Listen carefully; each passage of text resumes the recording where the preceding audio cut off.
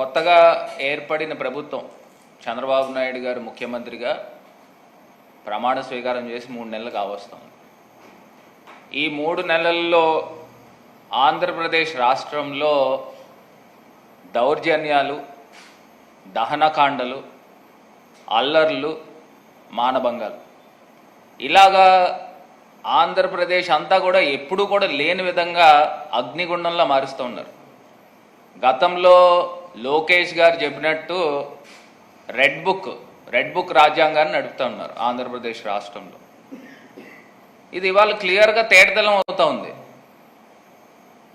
ఇన్ని హత్యలు జరుగుతూ ఉన్నాయని సాక్షాత్తు మరి జగన్మోహన్ రెడ్డి గారు దేశ రాజధాని ఢిల్లీలో ఆయన ప్రొటెస్ట్ కార్యక్రమం దేశం అంతా కూడా అక్కడ ఉన్న ఎంపీలకి ప్రభుత్వాలకి తెలిసే విధంగా ఇక్కడ హత్యా రాజకీయాలు జరుగుతున్నాయి, దీన్ని ఆపాలి అనే కార్యక్రమంతో ఆయన ఢిల్లీలో ప్రొటెస్ట్ కార్యక్రమం చేస్తే దాన్ని ఇష్యూ డైవర్షన్ అంటే లోకేష్ క్లియర్గానే చెప్పాడు, రెడ్ బుక్లో మేము రాసుకుంటున్నాము, రెడ్ బుక్ ప్రకారంగానే మేము రాజ్యాంగం చేస్తామని చెప్పింది అలా చేస్తూ ఉన్నారు. దాన్ని వెంటనే ఇష్యూ డైవర్షన్ చేసే కార్యక్రమం మదనపల్లిలో డైరెక్ట్గా చంద్రన్న ఫైల్స్ ఒకటి ఈ మధ్య కొత్తగా తయారు చేశాడు చంద్రబాబు నాయుడు గారు. చంద్రన్న ఫైల్స్ అని మొదలుపెట్టాడు. అంటే ఏదో రకంగా సూపర్ 6 అనే హామీలు ఇచ్చారు వాళ్ళు. ఆ సూపర్ 6 హామీల్ని డైవర్ట్ చేయాలి ప్రజలకి అని చంద్రన్న ఫైల్ స్టార్ట్ చేశాడు. మదనపల్లిలోనంట అక్కడ అగ్ని ప్రమాదం జరిగితే పెద్దిరెడ్డి రామచంద్రారెడ్డి గారి పైన ఏదో రకంగా బురద జల్లాల అనే కార్యక్రమం చేస్తూ ఏదైతే ఎలక్షన్ టైంలో ల్యాండ్స్కి సంబంధించి ఆ ఇష్యూ జరిగిందో, ఏదైతే దాన్ని ఏంటన్నది ల్యాండ్ టైటిలింగ్ ఇష్యూ, దాన్ని ప్రభుత్వం అప్పుడున్న జగనన్న పైన ఏ రకంగా అయితే బురద జల్లారో సేమ్ అదే తరహాలో ఈ ఫైల్స్ అనే కార్యక్రమం స్టార్ట్ చేశారు. నాకు ఒకటి అర్థం కాని అంశం ఏంటంటే, ఆ రోజు ఆంధ్రప్రదేశ్లో జనాలు అందరూ కూడా నిజంగా నమ్మే విధంగా ఒక హెలికాప్టర్ని పెట్టి ఆ హెలికాప్టర్ మీద డీజీపీ గారిని, ఏదైతే సిఐడి చీఫ్ని, వీళ్ళందరినీ కూడా హెలికాప్టర్ ద్వారా పంపించి మళ్ళీ ఏదో డాగ్ స్క్వాడ్ అంట, ఇన్ని రకాల కార్యక్రమాలు చేశారే. ఇప్పుడు మరి మీ ప్రభుత్వం ఉంది కదా, నిజంగా అక్కడ ఏమన్నా అక్రమాలు కానీ అవకతవకలు కానీ జరిగితే ఈ పాటికి బయట పెట్టాలి కదా, ఎందుకు పెట్టలేదు చంద్రబాబు నాయుడు గారు అని ఇవాళ మేము సూటిగా ప్రశ్నిస్తున్నాం. ఆ రోజు పెద్దిరెడ్డి గారే ఛాలెంజ్ చేశారు, ఏదన్నా ఉంటే బయట పెట్టు అని సవాల్ ఇస్తారు. మరి దానికి ఏం చేసావు అని అంటే దానికి సమాధానం లేదు. మరి రెండోది ఏదైతే పోలవరం ప్రాజెక్టు, మేము డే 1 నుంచి చెప్తా ఉన్నాం, ఆ పోలవరం ప్రాజెక్టులో డయాఫ్రమ్ వాల్ గురించి ఎత్తుకుంటానే ఉన్నాం. ఒక పక్కన స్పిల్వే పనులు కంప్లీట్ కాలేదు, ఇంకో పక్కనేమో 2 కాఫర్ డ్యాముల పనులు కాలేదు. కంప్లీట్ కాకుండా ఈయన డయాఫ్రమ్ వాల్ ఎత్తుకున్నాడు, డయాఫ్రమ్ వాల్ కన్స్ట్రక్షన్ చేశాడు. వరదలు వస్తే ఆ డయాఫ్రమ్ వాల్ బ్రీచ్ అవుతుంది, ఆ ఏరియా అంతా కూడా కవర్స్ పడతాయని డే 1 నుంచి చెప్తానే ఉన్నాం. అది మొన్న ఇంటర్నేషనల్ ఎక్స్పర్ట్స్ వచ్చారు, కెనడా నుంచి, అమెరికా నుంచి 4 వ్యక్తులు వచ్చారు. ఏదైతే కేంద్ర ప్రభుత్వము వాళ్ళ యొక్క సూచనలతో, వాళ్ళ యొక్క పర్యవేక్షణలో జరిగింది. వాళ్ళు క్లియర్ కట్గా చెప్పారు, డయాఫ్రమ్ వాల్ కట్టడంలో దానికి ఏ విధమైన రక్షణ చర్యలు తీసుకోకుండా డయాఫ్రమ్ వాల్ కట్టారు అని క్లియర్గా మెన్షన్ చేశారు. రక్షణ చర్యలు అంటే ఏంటండి? డయాఫ్రమ్ వాల్కి రక్షణ ఏంటి? ఎగువ కాఫర్ డ్యాము, దిగువ కాఫర్ డ్యామ్. వరదలు వచ్చినప్పుడు డయాఫ్రమ్ వాల్ మీదుగా, ఎందుకంటే మెయిన్ డ్యామ్ కట్టేది బేస్మెంట్, అది ఫౌండేషన్ డయాఫ్రమ్ వాల్ అంటే. దానికి మెయిన్ డ్యామ్ కట్టే ముందర కాఫర్ డ్యాములు కడతారు. ఆ కాఫర్ డ్యాములు కంప్లీట్ కాకుండా ఇది కట్టారు. అంటే రక్షణ తీసుకోలేదంటే దానికి అర్థం ఏంటి? కాఫర్ డ్యామ్ కంప్లీట్ కాకుండా ఇది కట్టారని. అంటే 2017లో 18లో ఫ్లడ్స్ వచ్చినాయి, 17లో ఫ్లడ్స్ వచ్చినాయి, 19లో ఫ్లడ్స్ వచ్చినాయి. వీళ్ళు అప్పటికే 18 కల్లా వీళ్ళు డయాఫ్రమ్ వాల్ కంప్లీట్ చేశారు కదా. అప్పుడు ఉన్న ప్రభుత్వం ఎవరిదండి? చంద్రబాబు నాయుడు గారిది కాదా? జగన్మోహన్ రెడ్డి గారు కాలయాపన చేశారని నిందలు ఎందుకు మోపుతున్నారు? అంటే 2018లో ఫ్లడ్స్ రాలేదా, 19లో ఫ్లడ్స్ రాలేదా? అప్పటికి మేము చెప్తానే ఉన్నాము. కాఫర్ డ్యామ్ చిన్న చిన్న ఖాళీలు పెట్టారు. ఆ ఖాళీల్లో వచ్చిన వరద 1 కిలోమీటర్న్నర వెడల్పులోంచి రావాల్సిన నీరు 1/2 కిలోమీటర్లోంచి వస్తే ఏమవుతుందండి? వెలాసిటీ పెరిగిపోతుంది. ఆ వెలాసిటీ పెరగడం వలన డయాఫ్రమ్ వాల్ బ్రీచ్ అయింది. అది క్లియర్గా ఇంటర్నేషనల్ ఎక్స్పర్ట్స్ అయితే చెప్పారు. అది ఎక్కడైతే చంద్రబాబు నాయుడు గారి పైన ఇప్పుడున్న ప్రభుత్వం పైన మరకలు పడతాయని మళ్ళీ కొత్తగా Chandranna file number 2 Dhavaleswaram files అని తీశారు. మరి ఆ ధవళేశ్వరం ఫైల్స్లో అసలు నాకు ఒకటి అర్థం కాని అంశం ఏంటంటే, ఇప్పుడు ఉన్న ప్రభుత్వం ఎవరిది బాబు? ఎవరిది నాయన ఇప్పుడున్న ప్రభుత్వం? చంద్రబాబు నాయుడు గారి ప్రభుత్వం కాదా? ఇప్పుడు మీరు అధికారులను మార్చుకున్నారు కదా, కలెక్టర్లని, ఎస్పీలని, ఆర్డీఓల్ని, మొత్తం అందరినీ మార్చారు కదా. మరి మార్చినప్పుడు ఇప్పుడు అధికారులు ఎవరున్నారు? ప్రభుత్వంలో మీరున్నారా, మేమున్నామా? ఇంకా ఇప్పటికీ మా పైన బురద జల్లే కార్యక్రమం చేస్తున్నారు. ఆశ్చర్యం అనిపిస్తూ ఉంది. ఇప్పుడు రాష్ట్ర ప్రజలు నిజంగా నమ్మే విధంగా ఈయన ఫైల్ నెంబర్ 2 ధవళేశ్వరం ఫైల్స్ అని తీశాడు. పాపం ఎవరో 4గురిని సస్పెండ్ చేశాడు. నేను అడుగుతా ఉన్నా, అక్కడ ఏమున్నాయి? ఒకవేళ ఇప్పుడు ఆ ఫైల్స్ తగలబెట్టారని అంటే దాని వెనకాల ఒక ఎల్లయ్యో, పుల్లయ్యో, లేకపోతే నేనో, లేకపోతే ఇంకొకటి ఉండాలి కదా. మరి వాళ్ళు ఎవరున్నారు? ఎవరు తగలబెట్టి ఇచ్చారు? అది చెప్పాలి కదా. ఇప్పుడు ఏదో మంత్రులు వెళ్ళిపోతున్నారు అక్కడికి, ఏదో తీసుకొచ్చి వైఎస్ఆర్సీపీ ప్రభుత్వమే చేసింది, అక్కడ లెఫ్ట్ మెయిన్ కెనాల్కి సంబంధించి అక్కడ భూములు కొనిన దాంట్లో ఏవో అక్రమాలు ఏముంటే బయట పెట్టండి. క్లియర్గా చెప్తున్నాం, మీ అధికారులు, మీరు, మీ ప్రభుత్వం ఉంది కదా. ఏదో అమాయకులు 4గురిని సస్పెండ్ చేసేస్తే కుదరదు. ఎవరున్నారు దీని వెనకాతల? ఏ భూములు కొన్నారు? ఆ భూములు ఏమేమి అక్రమాలు చేశారు అవన్నీ బయట పెట్టండి. అంతేకాకుండా పోలవరం నింద ఇతని పైన పడుతుంది, ఈ తప్పిదాలు నింద ఇతని పైన పడుతుంది చంద్రబాబు గారి పైన అని ఏదో రకంగా ఒక ఇష్యూ డైవర్షన్కి ఓ డైవర్షన్ పాలిటిక్స్ స్టార్ట్ చేశారు. ఇంక ఇది కాకుండా ఏదైతే కరకట్ట ఫైల్స్కి సంబంధించి నిజంగా ఒక ఎంత ఆశ్చర్యం అనిపిస్తూ ఉంది. ఏదైతే విజయవాడ అవనిగడ్డ దగ్గర కరకట్ట కాలుష్య నియంత్రణకు సంబంధించి మళ్ళీ దాన్ని పెద్దిరెడ్డి గారి పైన, పెద్దిరెడ్డి రామచంద్రారెడ్డి గారి పైన ఏదో బురద జల్లే కార్యక్రమం చేస్తూ ఉన్నారు. నేను ఇవాళ క్లియర్గా చెప్తా ఉన్నా, అప్పుడున్న ఎన్టీఆర్, ఏదో మొన్న రీసెంట్గా ఎన్టీఆర్ జిల్లా కలెక్టర్ ఏం చెప్పారు, ఆ కలెక్టర్ ఏం చెప్పారో అవి కూడా ఒకసారి మనం టీవీలో వీడియోలు చూద్దాం. ఏదో రకంగా వీళ్ళు సూపర్ 6 హామీలు నిలబెట్టుకోవాల్సి వస్తుందని చెప్పి దాని ఇష్యూ డైవర్షన్. మొన్న చంద్రబాబు నాయుడు గారు చెప్పారు కదండి, ఆగస్టు 15వ తారీఖు కల్లా మేము ఫ్రీ బస్సులు ఇస్తామని. ఏం చేశారనండి? మీ సూపర్ 6 హామీలు ఏం చేశారు? నిజంగా నేను ఇవాళ చెప్తా ఉన్నా, అమల్లో ఉన్న అమ్మఒడి ఏమైపోయిందండి? దానికి దిక్కుమొక్కు లేదు. విద్యా దీవెన ఏమైపోయిందండి? దానికి అతిగతి లేదు. వసతి దీవెన, రైతు భరోసా, ఇట్లా ఇన్ని కార్యక్రమాలు అమల్లో జరుగుతూ ఉన్నాయి. మరి జగనన్న ప్రభుత్వం ఉంటే మరి ఇవన్నీ అయ్యాయి కదా. మరి ఇదే చంద్రబాబు నాయుడు గారు ఇప్పుడు చెప్తా ఉన్నారు రాష్ట్రం దివాళా తీస్తుందని.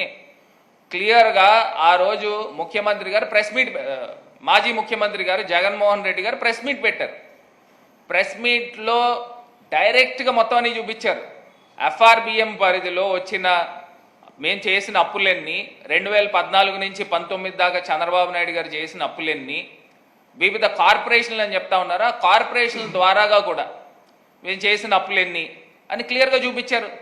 అది ఏకంగా బడ్జెట్లోనే ప్రవేశపెట్టారు కదా.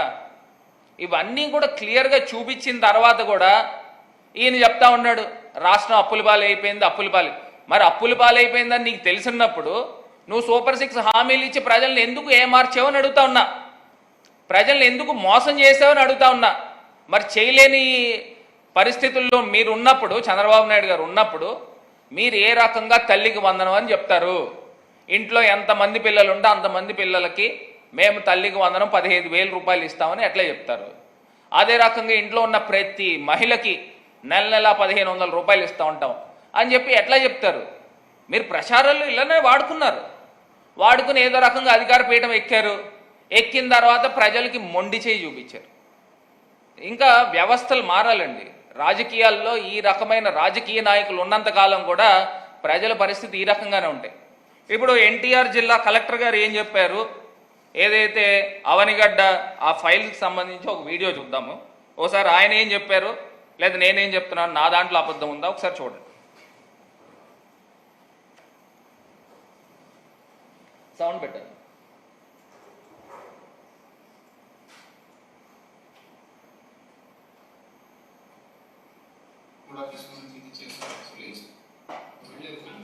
ఎస్పీ గారి నుంచి అంటే నాకున్న ప్రాథమిక సమాచారం ప్రకారంగా అవన్నీ కూడా అంటే ఒక ఆఫీస్ క్లియర్ చేసే టైంలో వేస్ట్ అయిన ఫైల్స్ అన్ని కూడా తీసుకుని చేశారు. యాక్చువల్లీ ఎస్పీ గారి నుంచి అంటే నాకున్న ప్రాథమిక సమాచారం ప్రకారంగా అవన్నీ కూడా అంటే ఒక ఆఫీస్ క్లియర్ చేసే టైంలో వేస్ట్ అయిన ఫైల్స్ అన్ని కూడా తీసుకుని. ఇప్పుడు ఇది నేను చెప్పింది చంద్రబాబు నాయుడు గారు ట్రాన్స్ఫర్ చేసి అపాయింట్ చేసిన కలెక్టర్ ఆయన చెప్పిన అంశము. ఈయన పేరు డికే బాలాజీ గారంట. మరి ఆయన చెప్పిన అంశము ఇది కాకుండా మరి మదనపల్లి గురించి కూడా ఇందాక నేను చెప్పా. అక్కడ ఢిల్లీలో జగన్మోహన్ రెడ్డి గారు ధర్నా చేస్తూ ఉంటే మీడియా అటెన్షన్ అంతా అటు పక్కకి వెళ్తుందని దాన్ని ఇష్యూ డైవర్ట్ చేస్తూ మదనపల్లిలో ఒక తహసీల్దార్ ఆఫీస్ దగ్ధమైంది. ఆ దగ్ధమైన దాంట్లో సాక్షాత్తు విజయవాడ దగ్గర నుంచి ఇక్కడి నుంచి డీజీపీని సిఐడి చీఫ్ని వీళ్ళిద్దరినీ కూడా హెలికాప్టర్లో స్పెషల్ హెలికాప్టర్లో తీసి పంపించారు అక్కడికి. డాగ్ స్క్వాడ్ అన్నారు, ఫారెన్సిక్ అన్నారు, ఏవో రకరకాలు షో చేశారు. మరి షో చేసిన దానికి అల్టిమేట్ రిపోర్ట్ ఏంటి? మీరు ప్రభుత్వంలో మీరు ఉన్నారు కదా, ఈ ఘటన జరిగి 4 రోజుల పైన అయింది కదా, దీని నివేదిక ఏదండి? దీంట్లో సాక్ష్యాధారాలు ఏవి అంటే ఇష్యూ డైవర్షన్. అది కూడా అక్కడ కూడా ఏం జరిగిందో ఒక్కసారి అది కూడా చూద్దాం. అక్కడ ఉన్న ఆఫీసర్ ఎవరైతే ఇన్ఛార్జ్ ఆఫీసర్ ఎవరైతే ఉన్నారో ఆమె చెప్పింది కూడా ఒకసారి చూద్దాం. ఇన్ఛార్జ్ తహసీల్దార్, పొన్నూరు తహసీల్దార్కి సంబంధించి, గుంటూరు జిల్లా.